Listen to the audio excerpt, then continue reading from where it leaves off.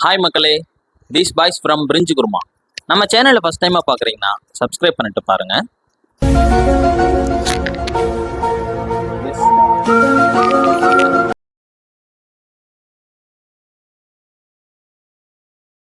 இன்னைக்கு நம்ம பார்க்க போகிறது தளபதி விஜய் நடித்த ஜனநாயகன் படத்தோட மூவி ரிவ்யூ.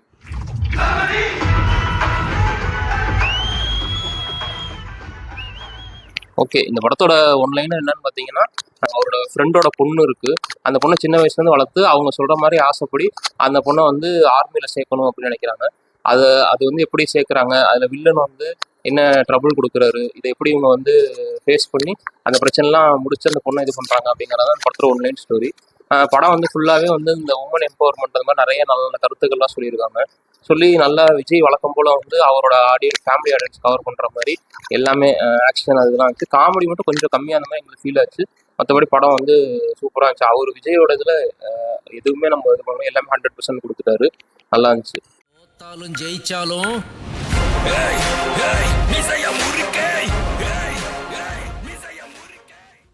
அதாவது பார்த்தீங்கன்னா, நம்ம ரிவ்யூ சொல்கிறதுக்கு இந்த படத்தை பற்றி சொல்கிறதுலாம் ஒன்றும் இல்லை. பட் ஆனால் வந்து இந்த படம் வந்து ரொம்ப ஒரு பெரிய ஹிஸ்ட்ரி, ஒரு பெரிய பெரிய ரெக்கார்ட்லாம் இந்த படம் பண்ணிடுச்சு. எப்படி ரெக்கார்டு அப்படின்னா, இந்த படம் வந்து இப்போ நம்ம ஒரு 50 வருஷம் 100 வருஷம் கழிச்சு கூட இந்த படம் வந்து எல்லாரும் மத்தியிலும் பேசப்படும். அந்த மாதிரி ஒரு பெரிய பெரிய விஷயம் நினச்சி எங்களுக்குலாம் அதை பார்க்கும்போது சந்தோஷமாக தான் இருந்துச்சு. அதுலேயும் முக்கியமாக அந்த டைட்டில் கார்டு தான் வந்து ரொம்ப சந்தோஷமாக இருந்துச்சு. அது என்ன மேட்டர்னா, எல்லாருமே இந்த படம் வந்து ஸ்டார்டிங்கில் ஜனவரியில் வரும்னு சொன்னாங்க. அதுக்கப்புறம் வந்து நிறையா பொலிட்டிக்கல் ரீசனால அந்த படம் வந்து லேட் ஆகிட்டு எல்லாம் இதுவாகிட்டே இருந்துச்சு. அப்போ சில பேர் நியூஸ்லாம் போட்டுட்டு இருந்தாங்க.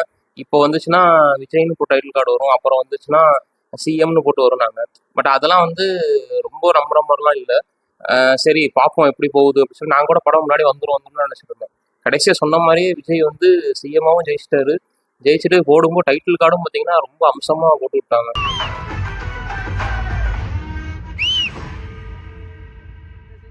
அதை பார்த்த உடனே ரொம்ப டபுள் ஹாப்பி தான். அதனால இந்த படம் வந்து எங்களுக்கு என்ன தோணுச்சு அப்படின்னா, இப்போ நம்ம ஒரு 50 வருஷம் 100 வருஷம் கழிச்சு இது வந்து யாராவது கதையாக பேசிட்டு இருப்பாங்க. இந்த மாதிரி ஒரு நடந்துச்சு, ஒரு ஆக்டரை வந்து இப்படி பண்ணி அந்த படத்தை இது பண்ணாங்க அப்படிலாம் சொல்லி பேசிட்டு இருப்பாங்க. பட் நம்ம கரண்ட்லேயே இருந்து இதை விட்னஸ் பண்ணுறதுக்கு வந்து நம்ம பார்த்துட்டு இருந்தோமே அப்படிங்கிறது வந்து ரொம்ப சந்தோஷமா இருந்துச்சு.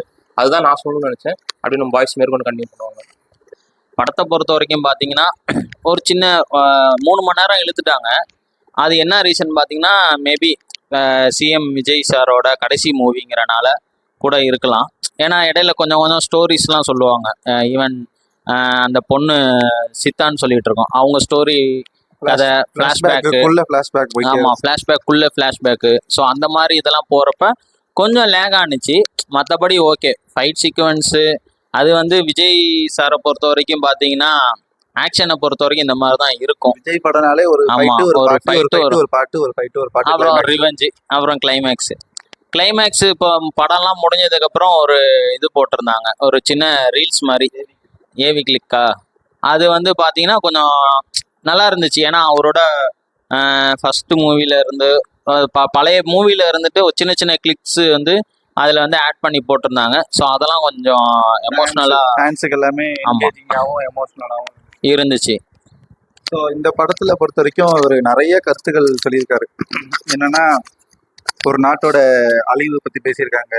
அப்புறம் வந்து கள்ளச்சாராயம், ஸ்டெர்லைட்டு, நீட்டில் பாதிக்கப்பட்டவங்க, அப்புறம் தேர்தல்னால பாதிக்கப்பட்டவங்க, மலை வாழ் மக்களோட பிரச்சனைகள், அப்புறம் வந்து இந்த அரசியல் திருப்பங்கள்னால என்னென்ன பிரச்சனை நடக்குது, அதே மாதிரி ஒரு சிந்தட்டிக் மாஃபியா எப்படி உள்ளே வராங்க, சிண்டிகேட் மாஃபியா எப்படி உள்ளே வராங்க, அவங்களோட ரோல் என்ன இந்த படத்தில் அப்படின்ற மாதிரி, ஒரு ஹார்பரில் என்ன மாதிரியான கொலை நடக்குது, அவங்க எப்படி இம்போர்ட்டட் ஐட்டம்ஸ்லாம் நம்ம இந்தியாவுக்கும் நம்ம சென்னைக்கும் எப்படி இம்போர்ட் பண்ணுறாங்க.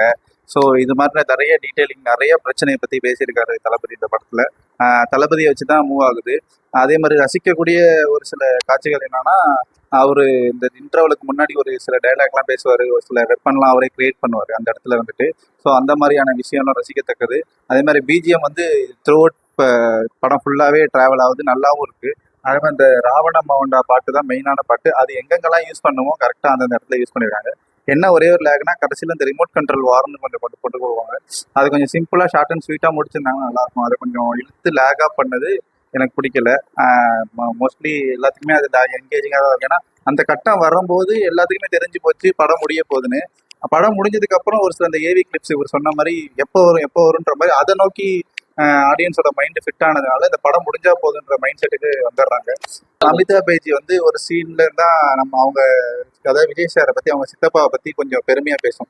ஸோ அந்த மாதிரி இடத்துலலாம் அப்பா பொண்ணோட சென்டிமெண்ட் நல்லாவே கிளிக் ஆயிருக்கு, நல்லாவே ஒர்க் அவுட் ஆயிருக்கு.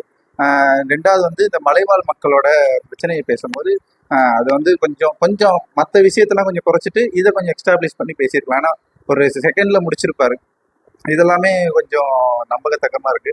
இன்னொரு என்னன்னா இவர் வந்து எந்த ஸ்டேஜ்ல என்ன மாதிரி இருக்காருன்றது ஒரு குழப்பமா இருக்கு. ஒரு ஸ்டேஜ்ல போலீஸா இருக்காரு, ஒரு ஸ்டேஜ்ல கைதியா இருக்காரு, ஒரு ஸ்டேஜ்ல அப்பாவா இருக்காரு. ஸோ இதை நம்ம வந்து ஒரு 2-3 டைம் படத்தை பார்த்தாதான் ஓரளவு ஃபிட் ஆகுற மாதிரி ஒரு சில குழப்பங்கள் குளறுபடிகள் இருக்கு. இது ஆல்ரெடி தெரியும். பாலையா வந்து அது படம் பேர் என்ன, பகவந்தன் கேசரி, அந்த படத்தை தழுவின படம் தான். ஆனா தளபதிக்காக நிறைய இதுல ஒர்க் அவுட் பண்ணியிருக்காங்க. தளபதிக்காக நிறைய இன்சர்ட் பண்ண விஷயங்கள் நிறைய இருக்கு. இதுல வந்து பொதுவா தளபதி படத்துல வந்து மத்தவங்க தான் தளபதியை பில்டப் பண்ணுவாரு. ஆனா இந்த படத்துல தளபதி அவரையே பில்டப் பண்ணியிருக்காரு. என்ன மாதிரி பில்டப் பண்ணியிருக்காருன்னா, ஒரு சீன் வரும், போலீஸ்கார்கிட்ட வந்து எடுத்து பேசுவாரு. என்னன்னா நீங்க வந்து என்னை பத்தி கேட்டுட்டு இவங்க இந்த பொண்ணு மேல கையை வைங்கன்னு. ஸோ பொதுவா மற்றவங்க தான் அந்த வேலையை பார்ப்பாரு. இந்த படத்துல அவரே அந்த வேலையை பார்த்துக்கிட்டாரு. ஸோ இந்த மாதிரி நிறைய விஷயங்கள் இருக்கு. குடும்பங்கள் கொண்டாடும் கதையா இந்த கதை இருக்கு. எல்லாம் ஒரு மக்களோட ஜனநாயக கடமை என்னன்னாங்கிறத ஒரு சின்ன டீட்டெயில்ஸ் மாதிரி கொடுத்துருந்தாங்க. ஃபைனலாக இருக்கிறதுலையும் பார்த்தீங்கன்னா மாற்றம் என்ன, நீங்கள் தான் மாறணும். ஸோ அது வந்துட்டு நம்மளுக்கு உண்டான லீடரை வந்து நம்ம தான் சூஸ் பண்ணணும். ஏன்னா நம்ம அந்த விரலில் தான் இருக்குது. அது வந்து எப்பன்னு பார்த்தீங்கன்னா ஒவ்வொரு டைமும் 5 வருஷத்துக்கு ஒருக்க ஓட் போலிங் வரும். அந்த டைம் தான் நம்ம வந்து கரெக்டான தலைவரை சூஸ் பண்ணணும். ஸோ அதை மிஸ் பண்ணிட்டோன்னா அடுத்த 5 வருஷம் வந்து பார்த்தீங்கன்னா அடிமையோ இல்லை அந்த மாதிரி ஒரு இதுதான், நம்மளுக்கானது எதுவுமே கிடைக்காது. ஸோ அதனால திங்க் பண்ணுங்க. இதே மாதிரி நல்லா ஒரு எதாக இருந்தாலும் சரி டிசிஷன் எடுக்கிறதுல வந்து சஜஷன் வந்து நிறைய பேர்கிட்ட கேளுங்க. டிசிஷன் நீங்களாக எடுங்க. அது எடுக்கிறது வந்து எல்லாத்துக்கும் கொஞ்சம் காமனாக இருக்கிற மாதிரியும் யாரையும் பாதிக்காத அளவுக்கும் இருக்கிற மாதிரி பாருங்க. இப்போ லாஸ்டா என்ன சொல்ல வரோம் அப்படின்னா, இந்த படத்தை பத்தி ரிவ்யூங்கிறதோட இதை பத்தி பேசுறது ஒரு வீடியோவா போடுறதே எங்களுக்கு ரொம்ப சந்தோஷமா இருக்கு. ஏன்னா வந்து அந்த அளவுக்கு நிறைய ஸ்ட்ரகிள் ஃபேஸ் பண்ணி தான் இந்த படம் வந்துச்சு. இந்த படம் ரிலீஸ் ஆகும்போது எப்பயுமே விஜய் படம்னா ஏதாச்சும் பிரச்சனை வந்துட்டே இருக்கும். இந்த படம் அதுவும் அவர் அரசியலுக்கு வராருன்னு அனௌன்ஸ்மெண்ட்லாம் வந்ததுக்கப்புறம் பொங்கலுக்கு ரிலீஸ் ஆக வேண்டியதாக இருந்துச்சு. படத்தை வந்து ஸ்டாப் பண்ணாங்க, அப்புறம் லீக் பண்ணி விட்டாங்க. அதுக்கப்புறம் என்ன நினைச்சிட்டு இருந்தாங்க, இந்த படம் வரும்போது ஆடியன்ஸ் பற்றி சப்போர்ட் இருக்காது அப்படிலாம் நினைச்சாங்க. ஆனால் அப்படிலாம் கிடையாது. படம் ரிலீஸ் ஆகி பார்த்தீங்கன்னா இப்போ ஒரு 2 வீக்ஸ் பக்கமாக நல்லா ஓடிட்டு இருக்கு. ஃபுல்லாக ஃபேமிலி ஆடியன்ஸ் தான் வந்து பார்த்துட்டு இருக்காங்க. எல்லாரும் ரிப்பீட் ஆடியன்ஸாக வந்து பார்க்குறாங்க. ஸோ இந்த படத்துக்கு நல்ல சப்போர்ட் கொடுக்குறாங்க. ஸோ எப்பயுமே வந்துட்டு விஜய் இது லாஸ்ட் படம் வேற சொல்லியிருக்காரு. பட் ஆனால் உண்மையிலேயே சூப்பராக இருந்துச்சு. எந்த ஒரு இதுவும் இல்லை. விஜயும் திரும்ப எப்பயாவது ஏதாவது முடிஞ்சா ஒரு கேமியோலாம் பண்ணால் கூட சந்தோஷம் தான். மற்றபடி மக்களுக்காக ஒரு பொலிட்டிக்கல்குள்ளே போயிட்டாரு. ஸோ நல்ல மக்கள் நல்லது செய்யணும், அதான் எங்கள் ஆசை. ரொம்ப ரெக்கார்டு வைக்கிறவன் தான் இதுல அப்படின்ற மாதிரி ஒரு டைலாக் வந்திருக்கும். அதே மாதிரிதான் இதுல ஒரு புதுவிதமான ரெக்கார்டு கிரியேட் பண்ணியிருக்காரு. என்னதான் 3 வருஷம் அரசியல் ரீதியா இந்த படம் ரிலீஸ் ஆனாலுமே பல பிரச்சனைகளை சந்திச்சாலுமே எல்லார் வீட்லயும் இந்த படம் போய் சேர்ந்துருச்சு. லேப்டாப்லயோ போன்லயோ டிவிலயோ ஏதோ ஒரு இடத்துல கனெக்ட் பண்ணி பார்த்துருப்பாங்க. அப்படி கனெக்ட் பண்ணி பார்த்த படமே இவ்வளவு வசூல் செஞ்சிருக்குன்னா அது புதுவிதமான சாதனை தான். அதுலயுமே அந்த கிராஸ் லிமிட்டை தாண்டி அச்சீவ் பண்ணியிருக்கு பாக்ஸ் ஆஃபீஸ் லெவலில். ஸோ அது வந்து இந்த கேவின் ப்ரொடக்ஷனுக்கு வந்து மேசிவ் ஹிட்டு. அவங்க வந்து பெரிய பெரிய படங்கள் மட்டும் தான் பண்ணியிருக்காங்க. லைக் டாக்ஸிக்கு, RRR, அந்த மாதிரி நிறைய பெரிய படங்கள் பண்ண கம்பெனி கேவிஎனுக்கு வந்து நல்ல இது. அவருக்கு தகுந்த மாதிரி காம்பன்சேஷனும் அவருக்கு கொடுத்துட்டாரு. ஒரு பிரதிநிதியாக டெல்லியில் இருக்கட்டும் அப்படின்ற மாதிரி. ஸோ இதெல்லாம் தான் அந்த முழு ஸ்டோரியோட ஃபீட்பேக்கு. இந்த படத்துலேருந்து நம்ம எடுத்துக்க வேண்டியது என்னன்னா, எவ்வளோ உங்களை அடக்கி அமுக்கி வச்சாலும் அந்த ஒரு கேரக்டர் இருக்கும். கண்ணகியை இன்ஸ்பயர் பண்ண மாதிரி ஒரு கேரக்டர். அந்த கேரக்டர் தான் இந்த படமே.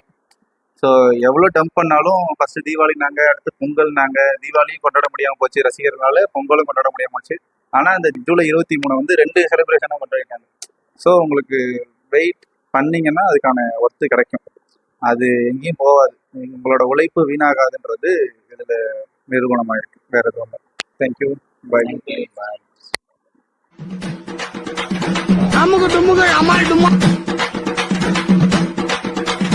அமுக டுமுக அமால் டுமா.